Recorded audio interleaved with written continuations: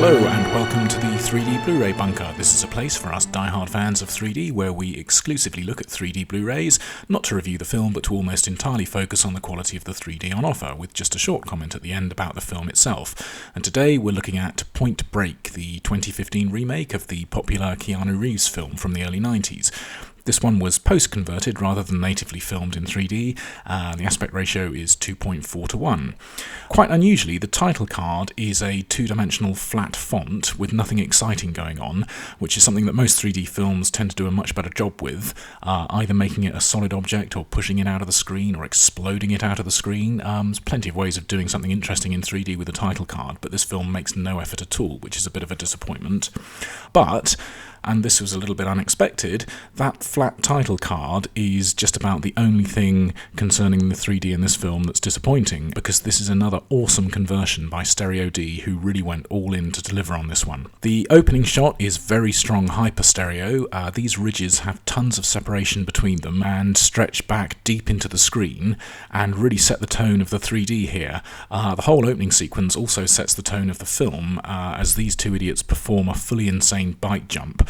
And these are the kind of thrill-seeking extremists the movie is about. Needless to say, the jump doesn't go too well for one of them, which is great because it gives us this fantastic 3D view of him falling to what ought to have been an easily avoidable death. No doubt it's the way he would have wanted to go. So this opening scene is just brilliant for its hyper-stereo views of the landscape, fantastic stretched depth views, and for amplifying the height. And also there's a moment of pop-out in the sequence too, when the bike throws dirt and rocks up at the camera and out of the screen. Throughout the sequence, every shot has very strong 3D, and it's great as the film unfolds to see this quality maintained throughout the entire film. For the most part, I didn't get much of a feeling that this was photographed with particularly an eye for 3D, whilst there are a few compositions that do look as if they might have been, like this office scene, or the obstacle course sequence that we see the lead guy doing after that motorbike mishap at the beginning of the film. But I just got the feeling, quite possibly wrongly, that most of the scenes where composition led to great 3D were accidental. We've seen that happen before in historical post-conversions like Titanic, and I think if you showed someone this film in 2D, they'd be unlikely to say that any of the composition was obviously staged for the benefit of 3D. Like the interior of this plane looks to me like the obvious way to shoot the scene for any film. It just happens to lend itself to good 3D, or extremely good in this case. The exterior of the plane here wouldn't normally be much of a three-dimensional shot, but Stereo D took the brilliant decision on this film to dial it up to the maximum, so the plane is nicely in the foreground with plenty of depth behind the clouds. It's another one of the many hyper-stereo shots in the film. Others include these rocks where you can make out depth within the texture of the rock face, which is crazily impressive, and of course it's something that a native shot film wouldn't capture at all at this sort of distance. Or there's this view down the railway line. It's fantastic, stretching deep into the screen, where in reality human depth perception would max out probably before the end of the platform, but here we can perceive depth all the way to the mountains. If you've seen any of my other videos, you might wonder why I often go on about vegetation and how natively shot 3D vegetation always looks much better than when you see it converted, due to the complexity of converting multiple tiny slivers of grass and leaves and that sort of thing. In this shot, the problem shows itself up nicely, with lots of the grass being clearly blocked into the same 3D space. Not that I'm for one moment holding this against the film, particularly because in this shot they do actually manage to isolate various bits of grass to put them clearly in the foreground. It's a simple shot that manages to look much more impressive than I'd expect. Some of the difficulties in this field do present themselves though, like here where the lower parts of their bodies, which, because they're mostly obscured by grass, are actually placed on the same 3D plane as the grass. So in other words, their legs look much closer to the camera than their bodies, which is a bit weird.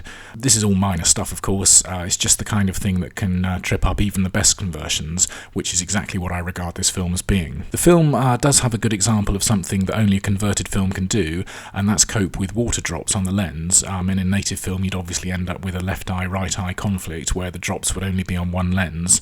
But seeing as this was shot with only one lens, the conversion can then place those drops nicely in the foreground, which is exactly what's done here. There's something else I've mentioned before, something that's irritated me in film since I was a kid, and that's the binocular binocular shot. You know how they always show the view through a pair of binoculars as being that completely incorrect horizontal figure of 8 thing.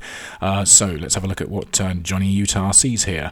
It's pretty good. It's not the single circle it should be, but at least it's not the joined pair of circles that you usually see.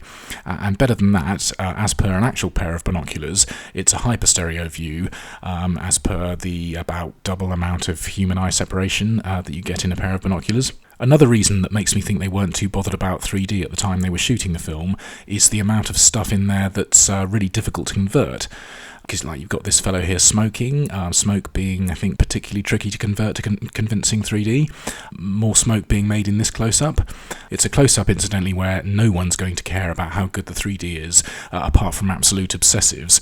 So that's me and anyone listening to this, I should think, will be very happy to see how well this shot is converted. So that, they've got smoke, mist, flames, underwater bubbles, surf spray, all stuff that I'd have thought they'd want to avoid as much as possible, really. Knowing that some poor team would later have to struggle to convert it. The film is basically an excuse to string together a bunch of extreme sports, and the most extreme of sports could well be wingsuit flying, I think. And apparently the wingsuit flying in the movie was all filmed for real, not done digitally, which is what I would have expected, and it looks absolutely terrifying. There's maybe a little bit of shaky camera work in some of the shots here, and it has a little bit of quick editing, so it's not necessarily a standout 3D moment, but it's still very good though, and in this shot the flyers come towards us and out of the screen, and the motion is slowed down here, so it's another superb moment of 3D pop-out. I'd say the majority of the 3D in the film was about ramping up the depth to somewhere significantly beyond natural human vision, which is great from my point of view, but there's also quite a few pop-outs. So I think I mentioned a couple already, but there's more, such as this standard gun out of the screen shot, as well as a very fast-moving shot, but one that's held for long enough to feel it, where these rocks, along with the odd truck, fall down the mountain towards us. There's a great scene where the skydivers are chasing down a pallet load of cash as it plummets from a plane.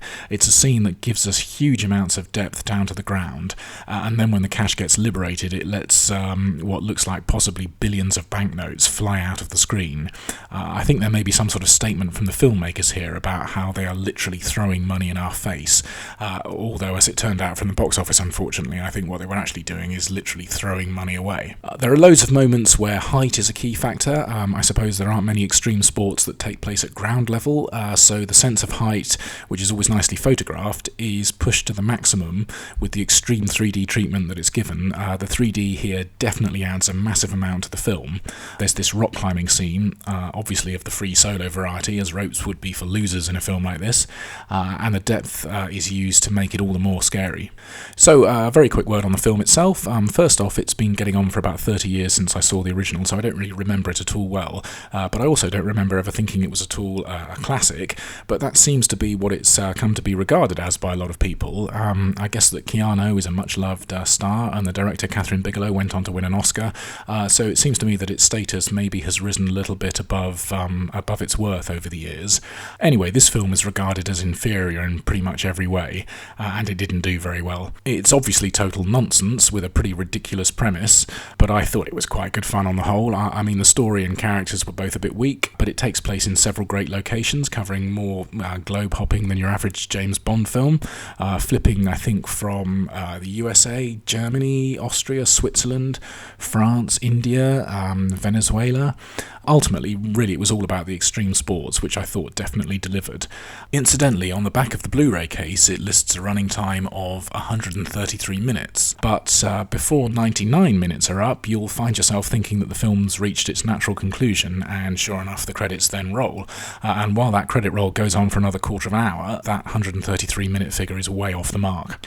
It feels like Stereo D found themselves doing the 3D conversion on a film that obviously wasn't a classic, so they decided to make it one. So for its excellent 3D, I'd say this is an absolute must for your collection. So I hope you've found this in some way useful, and if so, I hope you'll join me again soon for another 3D Blu-ray review. Until then, thanks for looking in on this one. Cheers for now. Bye-bye.